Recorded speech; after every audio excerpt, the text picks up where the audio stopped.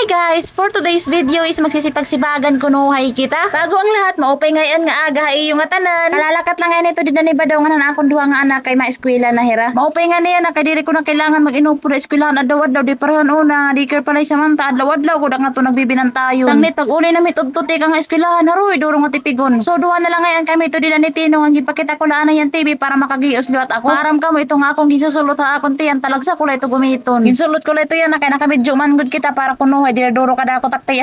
Katapos ko panipidas ako bumawas let ako para manilig di hamon may balkon. Inpilog ito di dan amon kaputi kay baga nakakasali po dit hangin kay duro gudit paso di hamon balay. Maliwalas leto kita na video pero in reality haruy baga kamit ada oben. Kita anagudlan niyo adi man kami tutubangan tre prop sanglit idangga na banda nga di hamon balay. So kutublanay ako di dan may hudlom na nilhig kay baga malay na talaga itpaso. Naduroy lot inhitino sige tag pinasaway sige tang puro palanat pag nakakagawas ini nga bata. Sanglit diri gudak natutuhay tak mga trabahon kun ini nga bata nakakagawas. Sa pangabarantayan kay maramaraman na ini sumaka nga diari prop nakakasubad kasi init iya mga magurang nga malalaksihan man ako. Kay bisan nga ni ako gindadalagan ko na ito dida kay nasanay na manggudla kami. Tapos ko nga dapan nilit sumakablot ako para magpahangin kay pinamala sa kito dida. Buti pala talaga nagiyos madali lakbal hason. Hindi tinawag ko na ito nga retino kay bangin at magdinalagan kay adi naman nakasako. Pastilan kakuri tawagon na ako na ito nga naging aram-araman para dumaop. Nabuburing kasi ya danay nga di sakop kay waray pamanggudit iya mga magurang waray pa ya kamulay. Ako nito dida ginhubon iya short kay patakatakalan na bata sulot akong pagod short ang ginsulot. So pumahaway lang kito dida nga nagpahangin tapos ginayad ko na itong amon remote kay ginminulayan na natitino. May nakita ngayon ako nga challenge dira TikTok kan akong gyud gintistingan haroy kakuri man ngayon labi na kong siyahan pala. Diri halata pero mahawol na talaga itong haratak mga tuhod.